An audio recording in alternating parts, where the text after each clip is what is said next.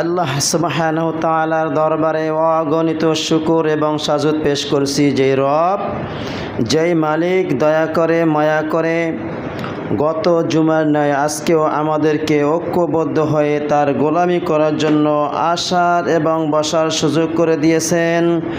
এজন্য দিল থেকে শুকরিয়াতান বলি আলহামদুলিল্লাহ। আলহামদুলিল্লাহ। আওয়াজে বোঝা যাচ্ছে যে আল্লাহ রাব্বুল আলামিন আসলেই আমাদেরকে ভালো রাখছেন, ঠিক না? অসুস্থ ব্যক্তির কাছে যদি জিজ্ঞাসা করা হয় আপনি কেমন আছেন, সে এমনভাবে বলবে আল্লাহ কোনো রকম রাখছে, ঠিক না? আর যদি যে ব্যক্তি পরিপূর্ণ স্বয়ং সুস্থ আছে, ভালো আছে, তাকে যদি জিজ্ঞাসা করা হয় নিঃশ্বাস একটা বড় নিয়ে বলবে আলহামদুলিল্লাহ। আওয়াজই বোঝা যাবে সুস্থ অসুস্থ, ঠিক না? যেহেতু আজকে পবিত্র মাহে রমাদান মাসের তৃতীয় জুমা, আগামী আর একটা জুমা আল্লাহ তাআলা যদি নসিবে লেখে পেতে পারি।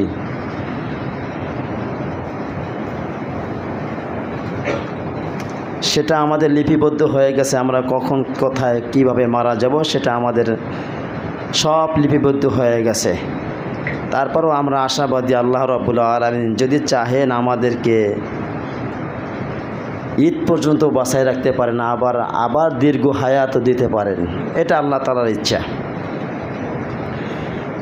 তো আজকে আলোচনা করব দুইটা বিষয় নিয়ে, যেহেতু আজকে আমাদেরকে তৃতীয় জুমা, চতুর্থ জুমায় সবাই একটু যাওয়া আসা, বাড়িতে যাওয়ার জন্য প্রেশান হয়ে যাবে, অফিস সব কিছু বন্ধ হবে, এরকমের কিছু প্রেশান নিয়ে মানুষে থাকবে।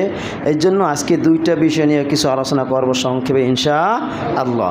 এক নম্বর হইল, আজকে আলোচনার বিষয় হইল শবে কদরের ফজিলত, শবে কদরের ফজিলত, এবং কিছু আলোচনা করব যাকাত সম্পর্কে নিয়ে আলোচনা করব। কারণ এই শবে কদর এটাও আমাদের সবার মুখস্থ আছে, এটাও হাদিস কোরআন অনুযায়ী আমাদের অনেকের জ্ঞান অনেক বেশি ভালো আছে। আবার এই যাকাত এটা তো আমরা সেই পূর্ব থেকে দিতে আসতেছি, তারপরও কিছু কিছু সময় এক বছর পরে ভুলে যাওয়াটা কোনো অসম্ভবের কিছু না। এই জন্য হালকা কিছু টাচ দেব ইনশাআল্লাহ। তো শবে কদর এই বিষয় নিয়ে আলোচনা নতুন কিছু নয়, পুরান সব।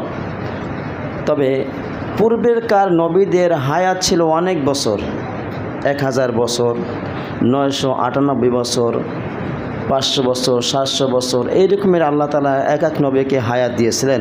কিন্তু আমাদের নবী, আখিরি নবী হযরত মুহাম্মদ সাল্লাল্লাহু আলাইহি ওয়াসাল্লাম মাত্র 63 বছর হায়াত পাইছিলেন, ঠিক না?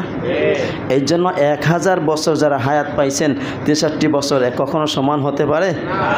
এই জন্য নবী করিম সাল্লাল্লাহু আলাইহি ওয়াসাল্লাম তিনিও এই ব্যাপারে আল্লাহ রাব্বুল আলামিনের কাছে ফরিয়াদ করেছিলেন, আল্লাহ তাআলা সমাধান দিয়েছেন।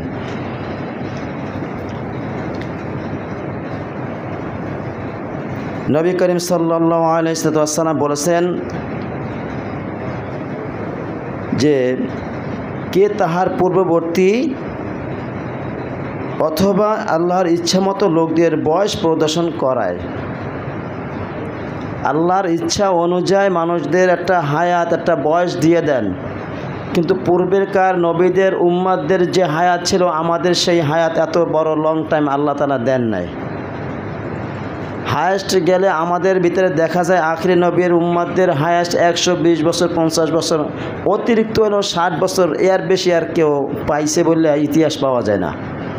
কিন্তু আখিরি নবী তারপরও আমাদেরকে নিয়ে গর্ব করেছেন, আমাদেরকে এমন একটা রাত্র দিয়েছেন যে রাতটা 1000 মাসের চাইতে উত্তম, ঠিক না? এবং বলছেন আল্লাহ রাব্বুল আলামিন এই অল্প আয়ু আমল দ্বারা পূর্ববর্তী দীর্ঘ আয়ু যারা করেছেন তাদের সাথে আমাদের মিলবে? কখনো মিলবে? যারা 100 বছর, 60 বছর, এই 700 বছর, এরকমের যারা হায়াত পাইছেন, আর আমরা 30 বছর, 60 বছর হায়াত পেয়ে তাদের সাথে আমরা কিভাবে তাদের আমলের সাথে আমাদের আমল মিলতে পারে? এই জন্য নবী করিম সাল্লাল্লাহু আলাইহি ওয়াসাল্লাম আল্লাহ তাআলার কাছে ফরিয়াদ করলেন। আল্লাহ রাব্বুল আলামিন বলছেন,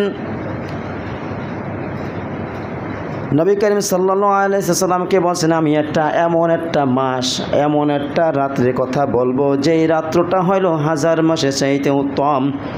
নবী করিম আল্লাহ তাআলার কাছে প্রশ্ন করছেন, আল্লাহ এত কম, আমার উম্মতের হায়াত